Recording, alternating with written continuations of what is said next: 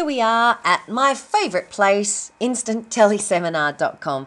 I love Instant Teleseminar because it's so easy to use. It's very straightforward and allows you to create reasonable quality audios very, very quickly and very, very cheaply. It's about $50 a month, and for that you get live webcast, you get the free conference call line, you also get it broadcast out over the internet, and it's a really easy to use interface. So let's have a look at it here.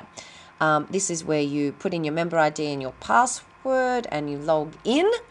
This little jing is going to be all about how to book your events. Now, the first screen you'll come through to, there's oftentimes important announcements like there is at the moment. They're changing their bridge lines, good-o.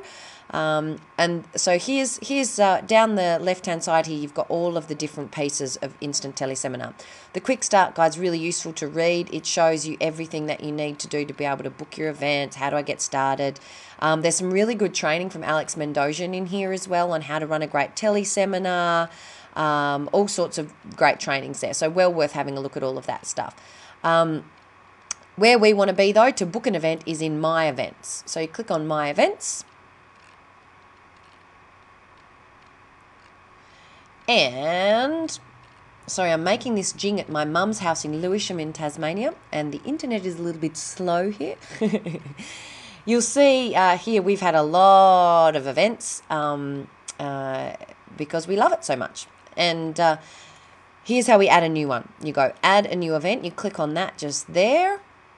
Then once you've clicked on that, it will bring up a page where you want to fill in all of your event details. So you fill in the name of it. We'll just call it Joe's Secret Weapon for want of something better to call it.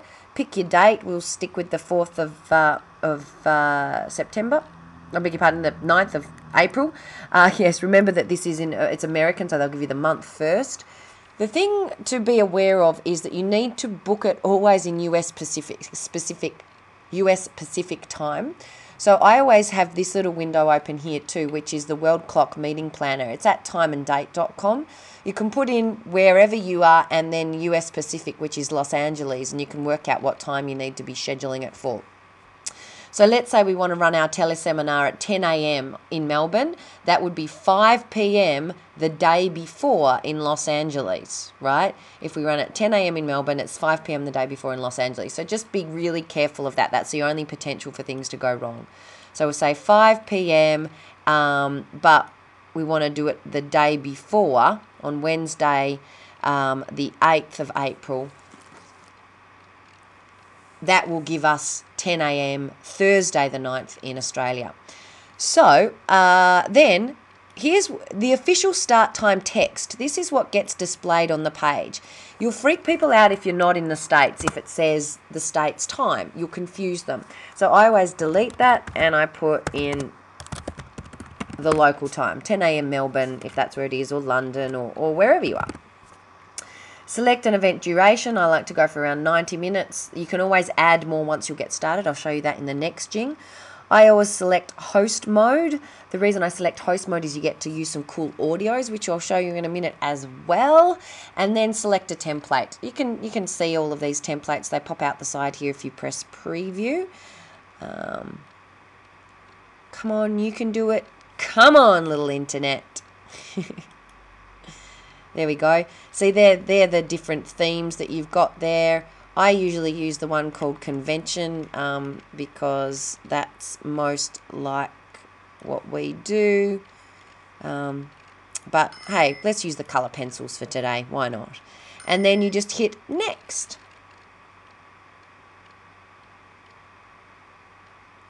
Then that books it in, and it means that you can record it at that time.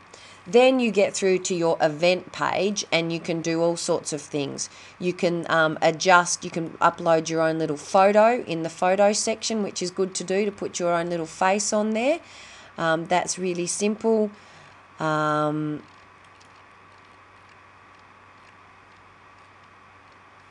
can put links on the page, on this page, the big button and links page. That will actually be right there on the webcast page if you're going to use them. There's a show a call to action. You can change what it says on the button and you can put in the website there, just like that, enter it in and save it, and that will put it on the page.